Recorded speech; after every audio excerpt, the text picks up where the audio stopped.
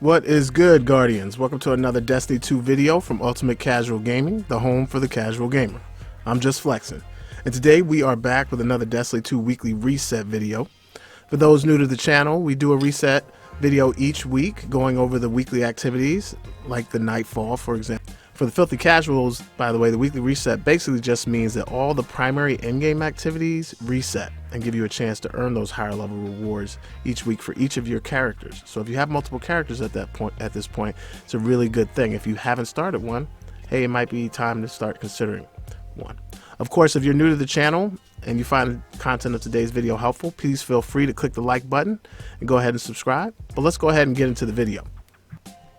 First thing we want to do is pull up the directory, and as you can see on the left side, there's a number of milestones for the week.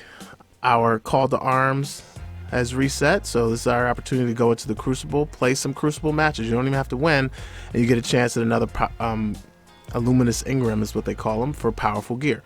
The Flashpoint has switched this week to Titan, so you want to head on over there and do your public events on Titan. So once again, get yourself another luminous Ingram. Also, Clan XP for the week has reset, and this is important because remember, you only get your 5,000 XP as an individual player, but you also can get this across all three of your characters if you have multiple characters. So a chance to earn 15,000 XP for your clan, and also earn a powerful gear Ingram for each one of your characters. And also something we learned, your clan XP was capped out at 100k, and this may be a chance for your clan to go ahead and get out of tier 2 and get to tier 3. The Nightfall for this week is Exodus Crash, and we see that the modifier is attrition. Health and shield regeneration is significantly reduced, but dealing or defeating enemies will create wells of light where you can collect your health and recharge your super. So similar to, I guess, the wells of his damage that typically happen with a fanatic. I'm expecting that those will be on the ground, and we can walk over to them and recharge our health and our super. So very interesting. The other modifier this week is time warp anomalies. So this is where you'll see these anomalies will be scattered around the map, and you have to destroy them. You have to go ahead and shoot them, and that will give you time back. These things kind of look like little Vex things that you find on Nessus, where you go over and you normally would grab those, but this one you'd have to shoot them, and they are going to be scattered throughout the Nightfall, so we won't know, they won't be as in our face as things like the rings were when we had to do those, or just shooting enemies basically like we had to on the first one. We're gonna have to look around for these. So my clan, I'm sure, is going to be running this, so if it becomes difficult, we'll go ahead and post a video kind of showing you guys what we found in terms of some of these anomalies and where they are. So hopefully that will be helpful to you. But that's it. Attrition. No Prism this week. Looks like they finally have a week without Prism, so that should be interesting as well. I know Prism was on the first 2 weeks, so not being on this week is going to be interesting. So the next thing we want to do is go on over to Tess Everest and see what has rotated into her inventory this week. Remember, you can get Tess's thing through Bright Ingrams, but you also can collect Bright Dust, basically from breaking down some of the things you get from her, and gives you inventory. So you've got things like the Odd Dance emote, which is one of Kate's favorites, of course. Kate's favorite dance. This thing is interesting. But you got things like the Angel Boom Sparrow, some more ships here if you don't have these already. But I think the thing that we most save up for are these things like the weapon ornaments, and you can see there's one here for the Skyrunner gun, as well as one for the Sunshot.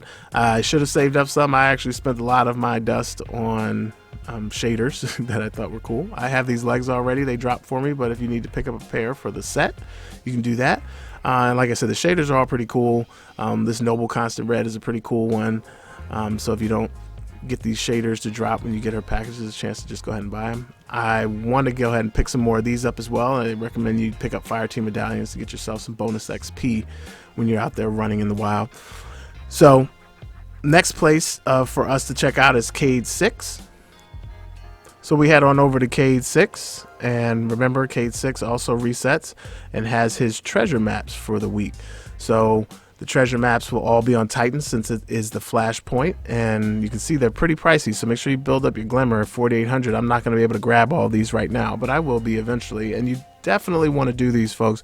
Go ahead and grab, I'm going to grab one here, and then we're going to go ahead and take a look at Titan so you can see. Obviously, for those that have done this already, you know that it shows up as an ace of spade on the map, and usually these chests are not too hard to find. But the reason you want to do them is because a lot of times, while the stuff may not seem that impressive, you do have a chance to get an exotic Ingram. I have had one drop from a chest with this treasure map, so my plan is to definitely get them all, and you guys definitely should take the time to do it. Again, not very difficult to do. And then the only other thing left is to really look at what Ikora Ray has. So we want to head on over to Ikora Ray and see what she has. And remember, she also resets her